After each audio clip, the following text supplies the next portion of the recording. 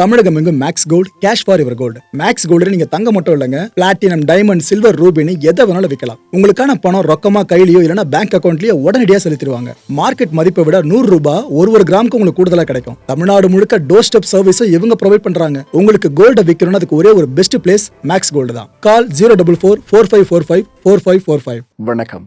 Big topic with Karthik Maikumar. மு.க. ஸ்டாலின் அவர்கள் திருச்சி கிழக்கில் போட்டிட்டு அப்படிங்க இருக்கும்.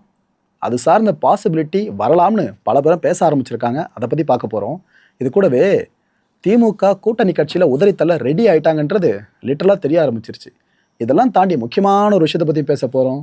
இந்த குழந்தைங்களுக்கு தங்க மோதிரம் அணிவிக்கிற திட்டம் இருக்குல்ல, அது சார்ந்து பயனாளிகளாக மாற நீங்கள் என்ன பண்ணணும்னு குழப்பத்தில் பல பேர் இருப்பீங்க. அதுக்கான தெளிவை தான் பார்க்க போகிறோம். நிகழ்ச்சிக்குள்ள போகலாம்.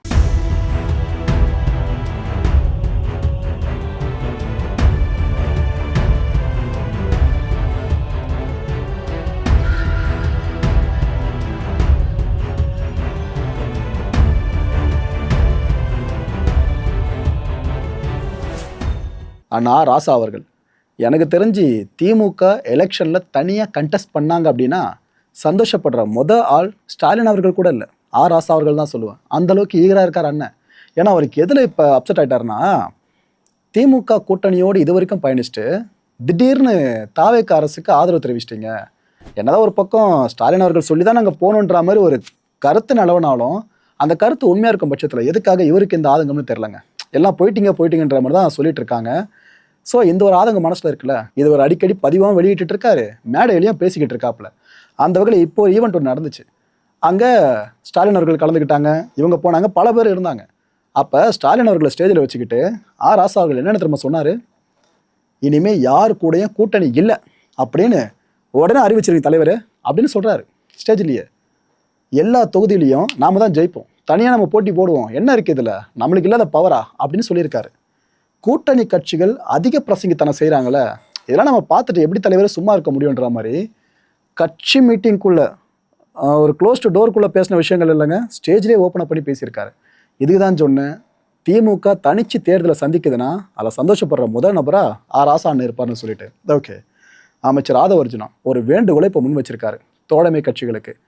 என்ன தெரியுமா, அதாங்க சமீபத்தில் உங்களுக்கே தெரியுமே, சட்டப்பேரவைக்குள்ள சிஎம் விஜய் அவர்கள் ஒரு சைகையை காமிச்சு அது மிகப்பெரிய பேசு பொருளாக மாறி, உங்கள் அப்பா எங்கள் காணுன்ற மாதிரிலாம் அவர் சில விஷயங்களை பேசி அது பெரிய கான்ட்ரவர்சியாக மாறி எதிர்கட்சிகள் மத்தியில் இந்த திமுகவோட கூட்டணியே இருந்து தாவேக்காக்கும் ஆதரவு தெரிவிச்சுட்டு இருக்க கட்சிகள் இருக்காங்களே, அவங்க சிஎம்மோட இந்த செயல்பாட்டை வன்மையாக கண்டிச்சாங்க.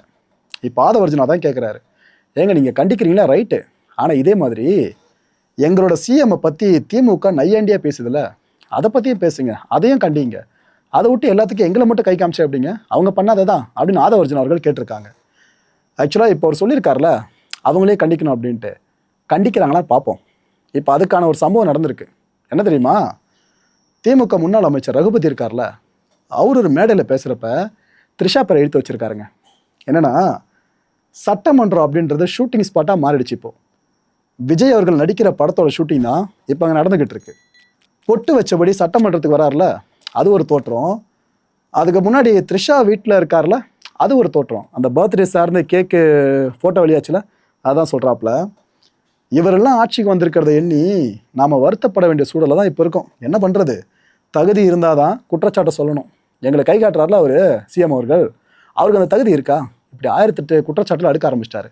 நான் ஜென்யூனாக ஒன்று எதிர்பார்க்குறது என்ன தெரியுமா, தனி மனித தாக்குதலே தேவையில்லை அரசியலில். ஏன்னா நீங்கள் பர்சனல் லைஃப் சார்ந்து பேச ஆரம்பிச்சிட்டிங்கன்னா எல்லாரை பற்றியும் தினமும் மேடையிலையும் பேரவைக்குள்ளே அதை பற்றி தான் பேசிகிட்டு இருப்பீங்க. அதுக்காக மக்கள் தேர்வு பண்ணியிருக்காங்க. ஸோ இந்த விஷயத்தை அறவே ஒழிச்சா நல்லாயிருக்கும்.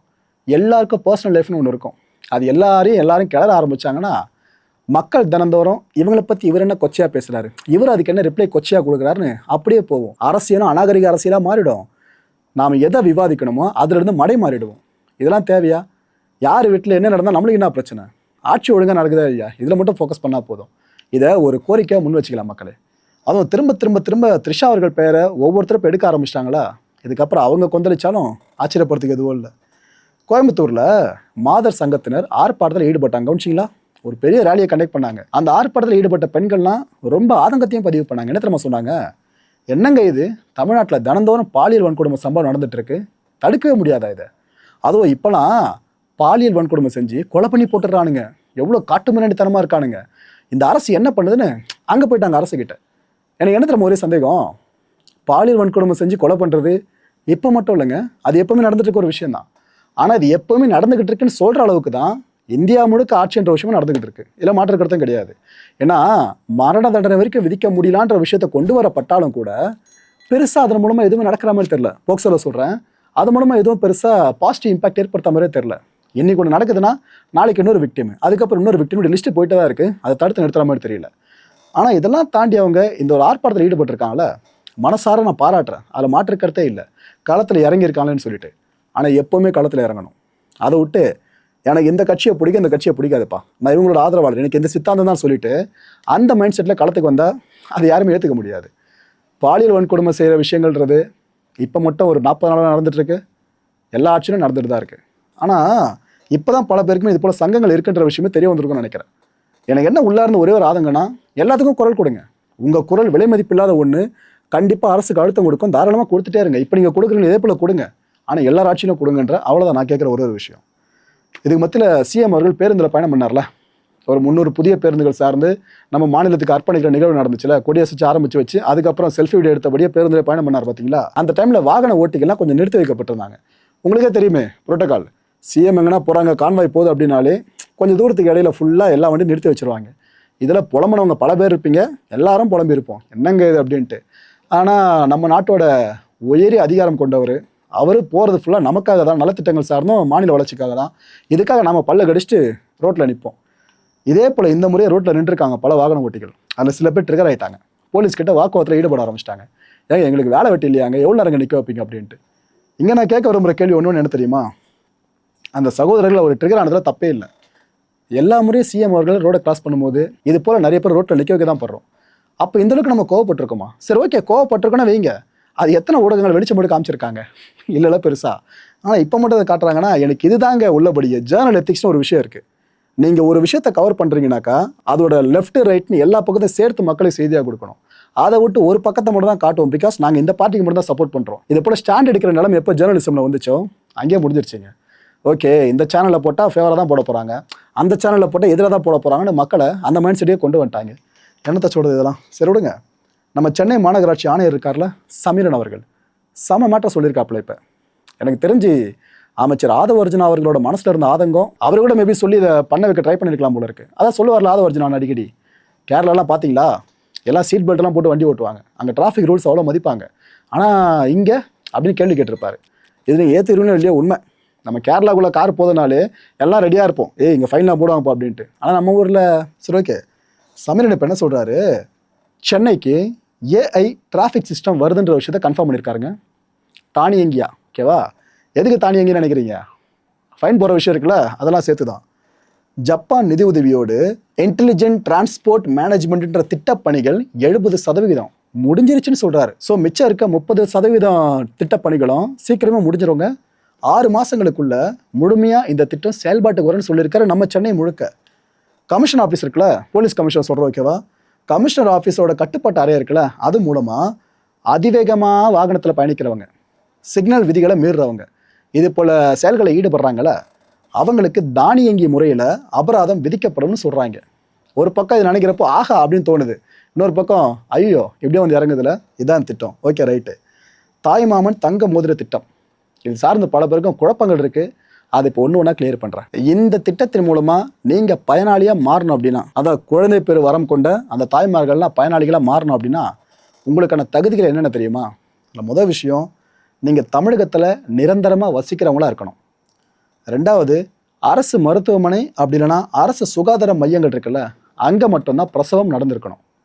மூணாவது, தாய்கிட்ட, அந்த சேயோட தாய்கிட்ட பார்த்தீங்கன்னா பிக்மி ஆர்ஹெச்டி ஐடி இருக்குல்ல, இது கட்டாயமாக இருக்கணுன்றாங்க. Pregnancy and infant cohort monitoring and evaluation இருக்குல்ல, இது சார்ந்த ஐடி கட்டாயமாக உங்கள் கையில் இருக்கணுன்றாங்க. ஏன்னா இதுதான் பயனாளிக்கான ஒரு ப்ரைமரி ஸ்டெப்பு. அண்டு வீட்டு முகவரி இருக்குல்ல, இதுக்கான ஆதாரத்தை நீங்கள் ஏதாவது ஒரு அடையாள அட்டையை சமர்ப்பித்து நீங்கள் பதிவு பண்ணிக்கலாம். அதன்படி பார்த்தீங்கன்னா உங்கள் வீட்டு ரேஷன் அட்டையோ இல்லை ஓட்டர் ஐடியோ ஆதார் கார்டோ இல்லைனா இருப்பிட சான்றிதழ், நீங்கள் இங்கே தான் வசிக்கிறீன்றதை ப்ரூவ் பண்ணுற மாதிரி ஒரு சர்டிஃபிகேட்டு, இதில் ஏதாவது ஒன்றுத்தை நீங்கள் சப்மிட் பண்ணால் போதுங்க. எல்லாத்தையும் இல்லை, ஒன்றுத்தை சப்மிட் பண்ணால் போதும். இதெல்லாம் தாண்டி தொழிலாளர் நல வாரிய அடையாள அட்டை இருக்குல்ல, நீங்கள் அதை கூட சப்மிட் பண்ணலாம். அப்படி அதுவும் இல்லையா, அஞ்சல் அட்டை இருக்குல்ல, நீங்கள் இதை கூட சப்மிட் பண்ணிக்கலாம். ஓகே, நிறைய பேருக்கு ஒரு டவுட் இருக்கும், ப்ரோ இது முறை குழந்தை பெற்றா மட்டும்தான் இந்த மோதிரம் கிடைக்குமா நான் குழந்தைக்கு? நான் ஏற்கனவே குழந்தை பெற்றுட்டேன், 2ஆம் முறை கூட குழந்தை பெற்றுட்டேன், 3ஆம் முறை நான் இப்போ குழந்தை பெக்கிறேன் அப்படின்னா அரசு மருத்துவமனையில் எனக்கு இது கிடைக்குமான்னு கேட்டிங்கன்னா குழப்பம் வேணாம் மக்களே.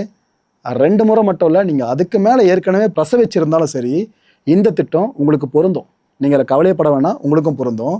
அண்டு ஆண் குழந்தைகளுக்கு மட்டும்தான் மோதிரம் யாரோ தப்பான தகவலை பரப்பி விட்டுருக்காங்க, அதை நம்பாதீங்க. பெண் குழந்தை பிறந்தாலும் மோதிரம், ஆண் குழந்தை பிறந்தாலும் மோதிரம். பாலின பாகுபாடு இந்த ஒரு திட்டத்தில் கிடையவே கிடையாது. இந்த டிஸ்சார்ஜ் ஆகுறீங்க பார்த்தீங்களா, அந்த டைமில் ஃபேஸ் ரெக்கக்னிஷன் சிஸ்டம் மூலமாக உங்களை அந்த ஸ்கேன் மாரி பண்ணுவாங்க பாருங்க, நம்ம அந்த பயோமெட்ரிக் வைக்கிறோம்ல, கிட்டத்தட்ட அதே மாதிரி தான் இந்த ப்ரொசீஜர் முடிஞ்ச கையோட தங்க மோதிரமும் நீங்கள் பெற்றுக்கலாம்.